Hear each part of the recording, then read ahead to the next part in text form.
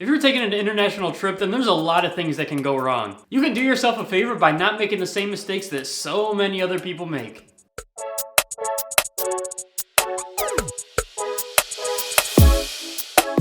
Hey everyone, it's Troy from FlowFreely.com, and today I'm going over 5 mistakes that a lot of travelers make when traveling internationally, so that you don't make those same mistakes and you have yourself a great trip. Alright, first, don't insult their culture. This is especially true with traveling internationally. What may be cool and normal in your city or state could be incredibly taboo in a different area of the world. For example, if you're visiting a mosque, don't wear super revealing clothes. Whether you're a man or a woman, you're a guest there, so dress how everyone else dresses, keeping pretty much everything covered. Another mistake people make, is that they have no plan to get back to the airport. When the trip is over, that is. I know when I travel, the excitement is too much for me to be thinking that far ahead. So when I first arrive, I get to my Airbnb, I go exploring, a few days pass, and now it's time for me to head back out. Oh, but wait, I have a flight so early in the morning that I can't take a train or a bus there. And there's no Ubers out at this time. Now what? Now obviously you can snag a taxi, but there's no need for you to add that extra stress to your life when it could take just a few seconds when you first land. Alright, so I headed out at 6 a.m. Better make sure I know the number to a taxi company and to see if they're available to take me to the airport at 3 or 4 in the morning. Alright, a third mistake people make is that they never bring enough money. But it's called budget travel because you have to budget for it. It's not called budget travel because I promote super cheap options or couch surfing or any of that other nonsense. I promote realistic travel methods and tendencies. And there's more to it than just paying for a flight and a hotel. That's actually, come to find out, probably one of the cheaper things that you're going to be paying for. It's all those hidden costs that people don't really account for. Food, drink, activities, transportation to and from the airport, transportation around the city, all sorts of other stuff. Souvenirs. If you don't properly budget for those things, it can come back to haunt you. Or more specific, it'll come back to haunt your bank account, which in turn haunts you. If you want to know how to accurately estimate your vacation costs, then click this video right here, and that'll take you to my video about how to estimate vacation costs so that you don't get burned. A fourth mistake I see people make is that they never book things in advance. Now I understand the whole mindset of, oh, I don't want to follow a schedule. I'm just gonna get there and I'm gonna live free for the week. And that's great if all you want to do is look at buildings. But if you want to actually go through and tour things, then you're going to have to book this stuff out in advance. When I went to Amsterdam, I was trying to see the Anne Frank house. I'm a big history guy. I wanted to see that stuff. We get there in the afternoon. The line is out the door, down the sidewalk, around the corner. More people than the eye could see. Or when I went to Rome and I wanted to tour the Vatican. That line was out the door and all the way. It would almost encircled the entire country of Vatican City. That was the longest line I've ever seen in my life. And no, I ended up not touring the Anne Frank house and I ended up not touring the Vatican. Why? Because I didn't book this in advance. So I spent all that time getting there and I couldn't actually see the things. I had to look from the outside like some sort of scrub. There are plenty of options to book through. You got TripAdvisor, Airbnb, maybe even Groupon. TripAdvisor will most likely be your best bet, but in any case, you need to book those things in advance. Because it's cool and all to not really follow a schedule, but you still gotta have some sort of structure if you actually want to see anything and experience anything. Alright, coming back down off my soapbox for number 5, and that is overpacking. See, a lot of my family members and some of my friends consider me a fashionista. I take it as a compliment. I agree with them. I love looking nice, and especially if I'm traveling in the winter months, that means I'm going to be wearing a lot of layers. And layers equals a lot of space. A lot of space means a lot of luggage. But I'm a big proprietor on traveling with only a carry-on. You can find that video up here too. And that's why I use packing cubes.